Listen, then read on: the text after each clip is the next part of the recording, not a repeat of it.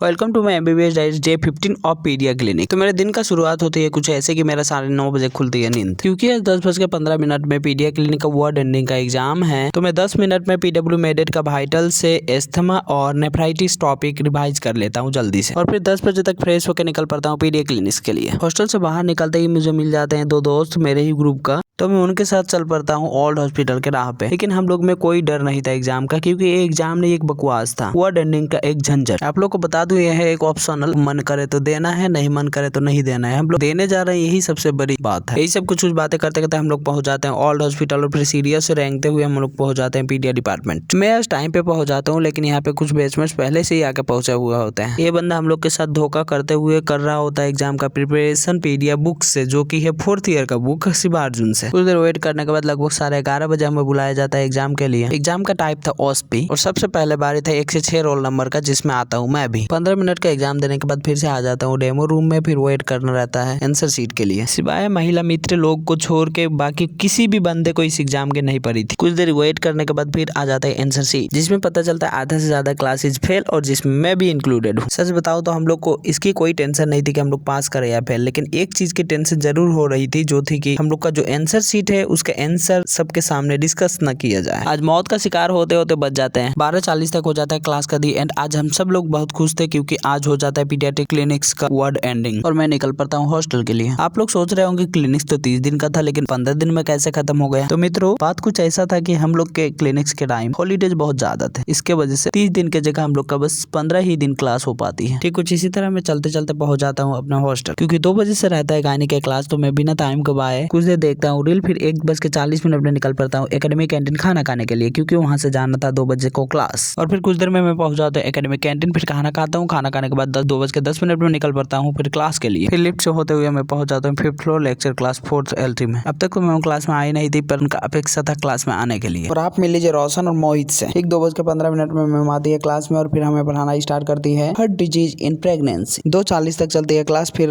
Attendance के साथ हो जाता है क्लास का खात्मा, और हमेशा की तरह मैं निकल पड़ता हूँ हॉस्टल के लिए। कुछ देर चलने के बाद 3 बजे तक मैं पहुंच जाता हूँ हॉस्टल। आज मैं होता हूँ बहुत खुश, क्योंकि 22 से 27 तारीख तक सरस्वती पूजा का छुट्टी है, क्योंकि इस दौरान मैं करने वाला हूँ बहुत सारा मौज मस्त। सो मित्रों, 1-2 दिन में मैं दिखाने वाला हूँ कि मेडिकल कॉलेज में सरस्वती पूजा कैसे होता है। देखने के लिए चैनल को सब्सक्राइब करके जरूर रखिए, ताकि आपको पता चले कब सरस्वती पूजा का वीडियो अपलोड हो रहा है।